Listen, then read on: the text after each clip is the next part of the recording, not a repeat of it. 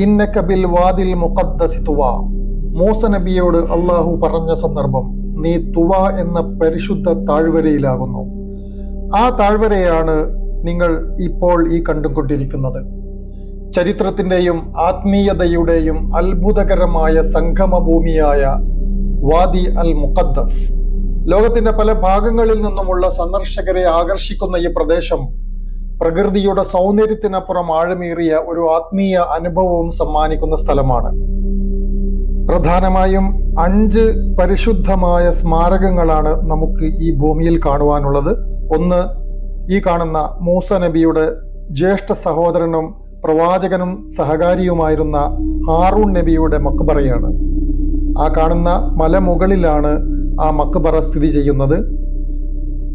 ആ മലമുകളിലേക്ക് നടന്നു പോകുന്ന വഴിയിലെല്ലാം തന്നെ ഇവിടുത്തെ തദ്ദേശീയരുടെ മക്ബറകൾ നമുക്ക് കാണാവുന്നതാണ്. പൊതുവെ ഉറപ്പ് കൂടിയ ഭൂമിയായതുകൊണ്ട് ഈ ഖബറുകൾക്കെല്ലാം തന്നെ ആഴം വളരെ കുറവാണെന്നാണ് തോന്നുന്നത്. രണ്ടാമത്തത്, മൂസ നബിക്ക് 10 കൽപ്പനകൾ അടങ്ങിയ തൗറാത്തിന്റെ ഏടുകൾ അള്ളാഹു വേദഗ്രന്ഥമായി നൽകിയ തൂർ സിന പർവ്വതമാണ്.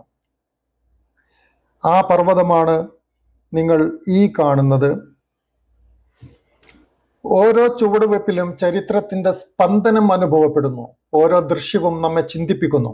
ഇവിടെ നിൽക്കുമ്പോൾ ഈ ഭൂമിയിലൂടെ നടന്നുപോയ പ്രവാചകരുടെ ജീവിതവും അവരുടെ പരീക്ഷണങ്ങളും അള്ളാഹുവിലുള്ള അചഞ്ചല വിശ്വാസവും നമ്മൾ ഓർക്കുന്നു. മൂന്നാമതായി, മൂസ നബി അള്ളാഹുവെ കാണണം എന്ന് ആഗ്രഹം പ്രകടിപ്പിച്ചപ്പോൾ അള്ളാഹു ഒരു പർവ്വതത്തിൽ വെളിപ്പെട്ടു എന്ന് ഖുർആൻ വ്യക്തമാക്കുന്നു.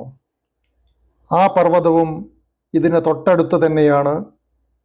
ഈ ദൂരെ കാണുന്ന ഈ പർവ്വതമാണ് അള്ളാഹു വെളിപ്പെട്ടു എന്ന് വിശ്വസിക്കപ്പെടുന്ന പർവ്വതം. മറ്റ് പർവ്വതങ്ങളിൽ നിന്നെല്ലാം വ്യത്യസ്തമായി കറുപ്പ് നിറം കലർന്ന ചാര നിറമാണ് ഈ പർവ്വതത്തിന്. മൂസ നബി തൗറാത്ത് വാങ്ങാൻ വേണ്ടി തൂർ സിന പർവ്വതത്തിന് മുകളിലേക്ക് പോയപ്പോൾ തൻ്റെ ജനത ഒരു പശുക്കുട്ടിയെ ആരാധിച്ച സ്ഥലമാണ് മറ്റൊന്ന് ഇവിടെ കാണുവാനുള്ളത്. ഇപ്പോൾ നമ്മൾ നിൽക്കുന്നത് ഹാറൂൺ നബിയുടെ മക്ബറ ഇരിക്കുന്ന ആ പർവ്വതത്തിന് മുകളിലാണ്.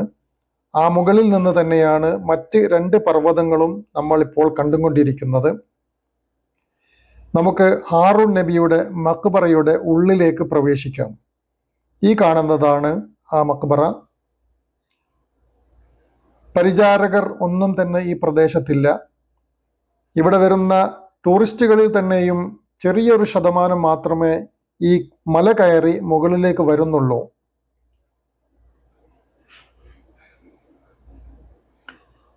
ഈ മക്ബറയുടെ കെട്ടിടത്തിന്റെ ഉള്ളിലേക്ക് പ്രവേശിക്കാവുന്നതാണ്. ആളുകളെല്ലാം ഇവിടെ സിയാറത്ത് ചെയ്തുകൊണ്ടിരിക്കുന്നു.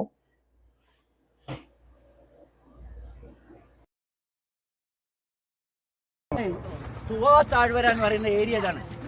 അതായത് ഖുറാനിലെ ഇന്നക ബിൽ വാദിൽ മുഖദ്ദസി തുവ, നീ ഇപ്പോൾ തുവായിലെ പരിശുദ്ധമായ മലഞ്ചെരുവിലാണ് നിൽക്കുന്നത് എന്ന് പറഞ്ഞു. ആ സ്ഥലമാണ് ഈ കാണുന്ന.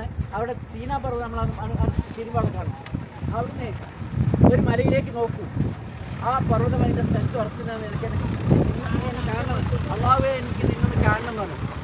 കാണാൻ കഴിയില്ല. ഇന്നക്കെല്ലാം തറാനി കാണാൻ പറ്റില്ല. എന്നാൽ അങ്ങനെ നോക്കുന്നുണ്ട്. അപ്പോൾ അള്ളാഹു പ്രത്യക്ഷപ്പെട്ടപ്പോഴേക്കും പർവ്വതം തകർന്നു എന്ന് പറഞ്ഞു. ആ തകർന്ന പർവ്വതം ആ കാണുന്നത്, ഈ കാണുന്നത്. അതിന്റെ അറ്റത്ത് ചെറിയൊരു ഈ രണ്ടിന്റെ ഇടയിലല്ലേ, ഈ 2 പർവ്വതങ്ങളുടെ ഇടയിൽ നിന്ന് അടുക്കുന്നത് അല്ല. നേരെ മുന്നിലേക്ക് നോക്കി ഇങ്ങനെ. അതെ, അതാണ് ജബൽ തജല്ലി എന്നാണ് അതിന്റെ പേര്. കാരണം ഖുറാനിൽ പറഞ്ഞ് പലമാ തജല്ല റബ്ബുന.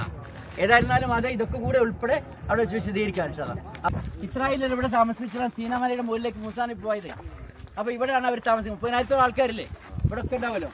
അങ്ങനെ താമസിപ്പിക്കുന്ന ആ സമയത്ത് അവർ മൂസാ നബി അതിന്റെ മുകളിൽ 40 ദിവസം ഇരുന്ന സമയത്ത് ഇവർ പശുക്കുട്ടി ആരാധിച്ചു. ഇവിടെ വെച്ചേനെ ആ സാമില്.